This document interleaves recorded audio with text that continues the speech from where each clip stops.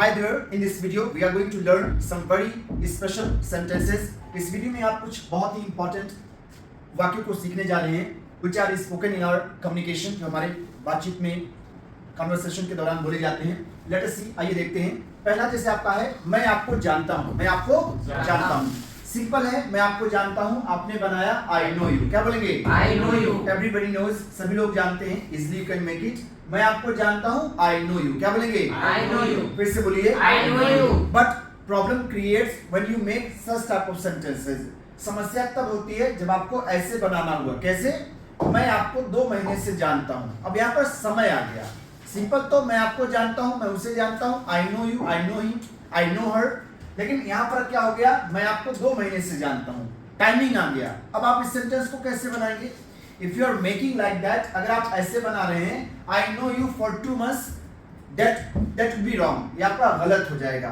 और आप अगर ऐसे भी बना रहे हैं, I have been knowing you for 2 months, that will be again wrong. ये फिर से आपका क्या हो जाएगा? सेंटेंस गलत हो जाएगा. क्यों? इसको समझने के लिए, इस सेंटेंस को बनाने के लिए आपको अंग्रेज की तरह समझना पड़ेगा. अंग्रेज की तरह इसको बोलना पड़ेगा. कैसे? पहले समझिए. इस सेंटेंस को अंग्रेज कैसे बोलता है? I have known. क्या बोलेंगे? I have known. I have known you for 2 months. This would be your correct answer. Let us understand. I have known you for 2 months. इसका जो सही आंसर क्या है? सेंटेंस क्या है? I have known you. क्या बोलेंगे? I have known you. कुछ इस तरीके से अंग्रेज बोलता है. हम आप में थोड़ा सा ट्रांसलेट करते हैं. That's why we get confused. हम लोग कंफ्यूज हो जाते हैं. ओके? इसका अगर सीधा सीधा अर्थ देखेंगे तो क्या हो जाएगा? I have known you for 2 months. यानी मुझे आपको जाने हुए 2 महीना हो चुका है. मुझे आपको जाने हुए 2 महीना हो चुका है. इट मीन्स मैं आपको 2 महीने से जानता हूँ. इसका सीधा सीधा हिंदी क्या होगा? अर्थ क्या होगा? मुझे जाने हुए आपको 2 महीना हो चुका है. अगर आप इसको सीधे तरीके से बोलेंगे तो क्या हो जाएगा? मैं आपको 2 महीने से जानता हूँ. जो कि हम इंडियन ऐसे ही बोलते हैं. अब इंग्लिश मन है, अंग्रेज से वो तो क्या करेगा? उसको तो ट्रांसलेशन की आवश्यकता नहीं. वो तो अपने हिसाब से बोल दिया कि भैया मुझे आपको जाने हुए 2 महीना हो चुका है. उसने कैसे बोला? I have known you for 2 months. और हम आप कैसे करेंगे?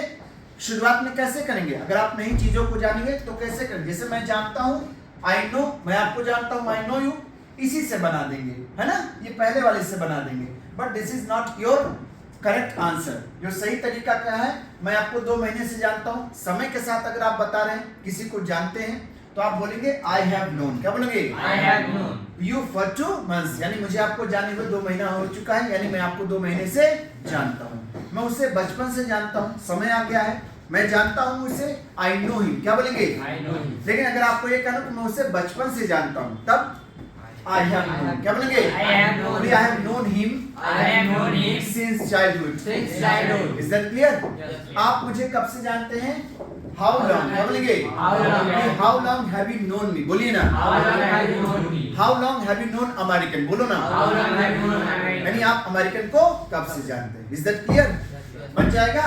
Yes, sir. हाँ, तो जब भी आपको समय के साथ पूछना हो, जानकारी लेना हो, जानने की बात हो रही है, आप लगाएंगे have. क्या लगाएंगे? Have. और have के साथ एक्शन की क्या आ जाएगी? Third form. कब से की अंग्रेजी क्या हो जाएगी? How long. क्या बोलेंगे? How long? Understand? Yes, sir. All the best.